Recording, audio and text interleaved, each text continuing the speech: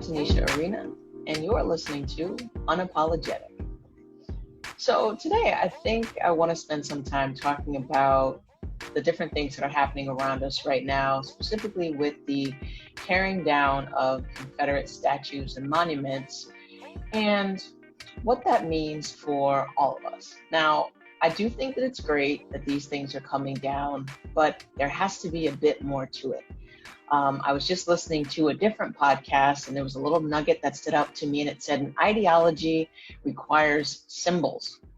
So these are all symbols of this ideology about our painful past. And now that white folks are aware of what's actually been going on, and maybe even a little pissed off about not being told the truth of our history, we could get somewhere.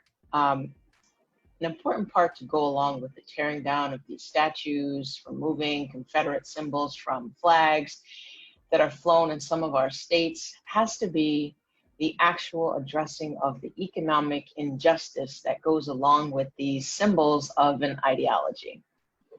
When I think about the historical context, because I'm always talking about how history matters, this country will gladly give things that don't cost anything. If you want to have some civil rights, cool, here you go. You can go vote now. You can do this thing.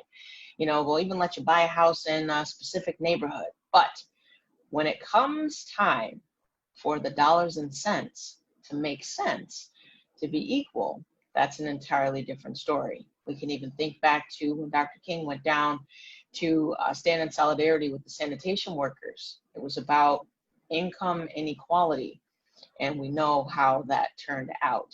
But when we were talking about, can we have the right to vote? Can we have this thing that didn't really cost anything? That was fine. So here we are at the proverbial tipping point. Statues are coming down. We have more and more white allies. I would say it's time for us to crank up the heat and keep pushing, because this is where we can say, it's not enough for you to tear down these statues. Can you remove the policies, the systemic pieces that are holding us down? Because it's not a statue of Christopher Columbus or Robert E. Lee that is contributing to our income inequality, right? They didn't have anything to do with the pandemic that's happening in the midst of this pandemic, and folks having to choose between paying their rent, buying medicine, or just trying to live. So we need to address the policies that have held us down. I don't care who you put on the pancake mix box. It's not changing, some of the situations that a lot of us are facing. It's not giving me generational wealth to leave to my kids. It's not changing systemic inequality. It's not changing redlining. It's not changing any of those things. But it's a start.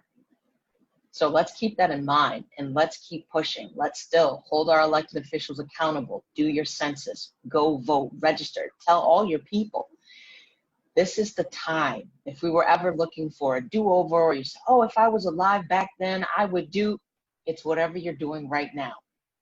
So let's all be on the right side of history, because what we've got going on in the United States has trickled out to other places in the world, like a virus. We've got to contain that stuff here at ground zero, because we are ground zero. Another little nugget that I learned today, so I talk about Germany a lot in relation to their painful past with the Holocaust and our painful past with slavery. In Germany, you can't fly a Nazi flag, you can't buy it, any of that stuff. But when there's a white power rally in Germany, they fly a Confederate flag. What do you think about that? So we've got our work to do. And it starts here. And yeah, topple down the statues, but topple down those policies too while we're at it. So let's keep pushing.